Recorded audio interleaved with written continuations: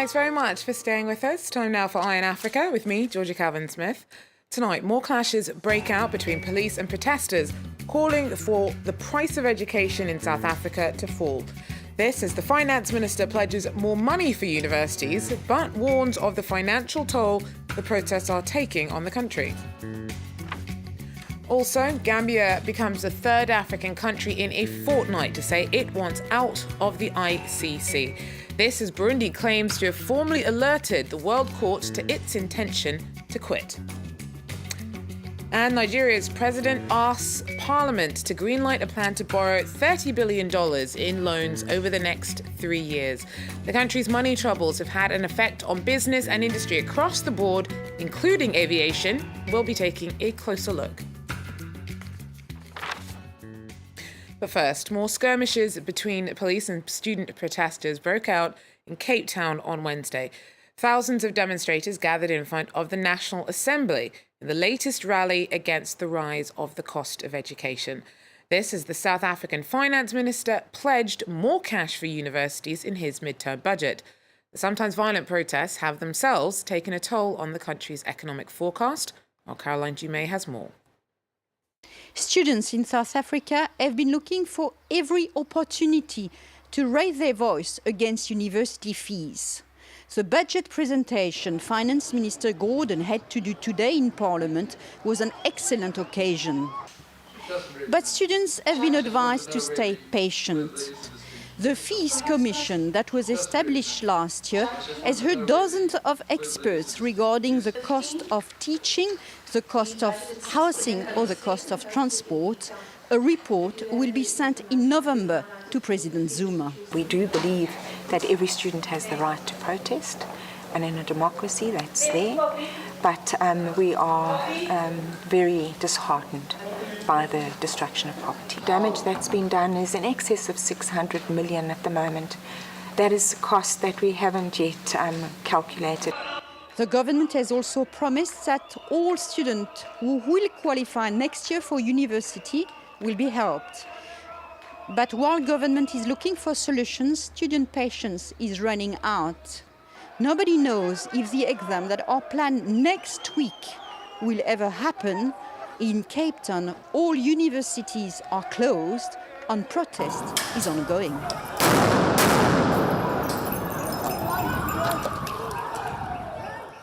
Gambia is the third African nation this month to say it's leaving the ICC. First Burundi and then South Africa also said they're out of the International Criminal Court. Gambia has dubbed it an international Caucasian court, accusing it of being bent on humiliating Africans. 9 of the 10 current investigations involve people from the continent. Now, the court probes are carried out, though, at the request of countries where crimes have allegedly been committed. Rights groups are worried about the effect the turning away from the ICC will have on efforts to get justice for African victims. Earlier, I asked Fadi El Abdullah from the ICC whether those African nations planning on leaving are undermining the cooperation the court counts on from the rest of its member states. Well, the ICC is entrusted with a specific mandate, which is to protect victims, to help ending impunity, protecting future generations.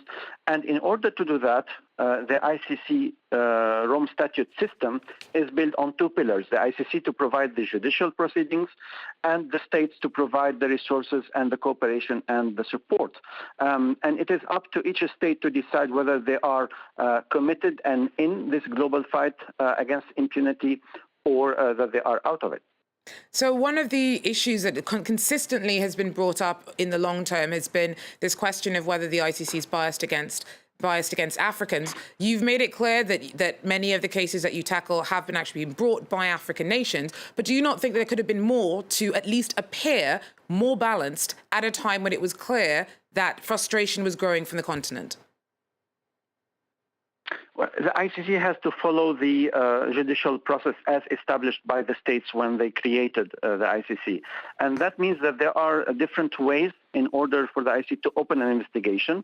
The first of which is when there is a referral by a state that is party to the ICC, and that has happened only by African countries referring themselves to the ICC. The latest in date in end of September, it was Gabon. very, very recently. The second is the Security Council, and that has happened only with regard to Libya and Darfur, and the African states that were on the Security Council, they voted for the ICC referral. The Security Council did not refer other matters to the ICC. The third mechanism is the prosecutor on her own initiative, and she has opened investigation with regard to Kenya, but also Georgia, and looking into many more others, Palestine, Afghanistan, Colombia, and others. Fadiel Abdullah there speaking to me earlier on. Now, Nigeria's president asked Parliament to greenlight a plan to borrow $30 billion in loans over the next 3 years. The country's money troubles have had an effect on business and industry across the board, including aviation. Airlines have been particularly hard hit by Nigeria's economic crisis. The oil-producing country has suffered from low oil prices. As a result, Nigeria's currency, the naira, has plunged against the dollar this year. Foreign exchange is a key issue for Nigerian airlines like Arik Air, which is West Africa's biggest carrier by passenger numbers. It impacts heavily on the airlines because of the high input of foreign exchange into the airline operations. A lot of the things are imported, a lot of the services are imported, so we depend so much on the foreign exchange. Passengers who pay in naira now find tickets too expensive. Not too many families can afford, not too parents can afford to buy tickets after paying, expensive school tuition fees overseas and be able to buy flight tickets. Some parents have had to drop or suspend, their word from going abroad to go and do, have their education completed. International airlines prefer to top up on fuel in other countries and reduce their flights to Nigeria. United and Iberia even stopped services to the country earlier this year. Emirates and Kenya Airways have said they will suspend their flights to Abuja. The airline industry is not the only one laying off workers as Nigeria faces its first recession in 25 years. Along with the changes to civil and political rights seen in Tunisia since the end of the revolution and the toppling of former strongman Zine El Abidine Ben Ali, the country now has a stronger protection of the independence of its judiciary. Our Sandra Lutyens tells us more. It's been 3 days since Tunisia took a major step towards an independent justice system, a system now coming into effect. Over 13,000 votes were cast throughout the country on October 23rd. Lawyers, judges, plaintiffs, they all went to elect their High Judicial Council that now counts more women than men, a council that will be able to take disciplinary measures and to announce appointments. Now, after the bill spent over a year in Parliament, after 7 months preparing for the elections, the Prime Minister Youssef Chahed called this a historic day. It's a first step, a big step, toward independence, because it is the first time in our history that the council is elected. Until now, they had been appointed, which means they were at the mercy of those in power. So judges could be threatened with sanctions, even if, officially, they weren't sanctions.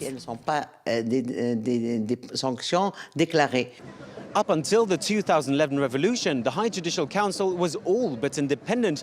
Its president was the country's actual president, Ben Ali, but now government branches will only have very limited influence over the council's work. It seems that democracy has finally gotten into Tunisia's justice system. Next step, the election of the Constitutional Court, so that the Tunisian constitution, highly praised back in 2014, may finally weigh in the country's justice.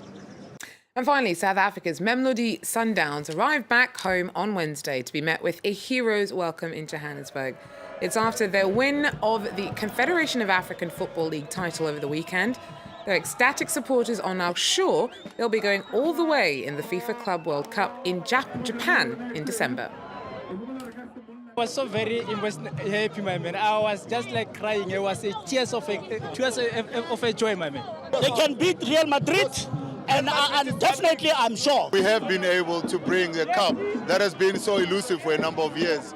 It is indeed an honor to be leading a city of champions. This crowd is ecstatic. We're very excited that they came out to celebrate with us. We thank them for the support. They've been with us throughout the difficult stages, and I'm glad that we're able to make them proud today. But the next step is Real Madrid. It's not going to be easy for them. We're coming hard. We're going for a win. We always play for a win. Anybody can expect anything from us. As the people have said, you mustn't be shocked when you see us in the final. Some more the very best of luck. Well, that is, though, where we're going to have to leave it for Eye on Africa for now. Thanks for joining us. Do so again.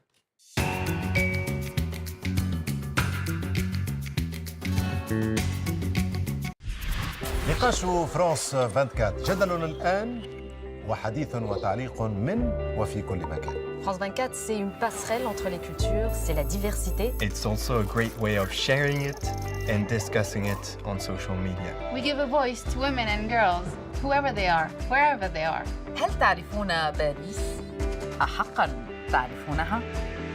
تابعوا France 24 لمعرفة المزيد. Tout ce que vous avez toujours voulu savoir sur l'Europe, c'est sur notre chaîne.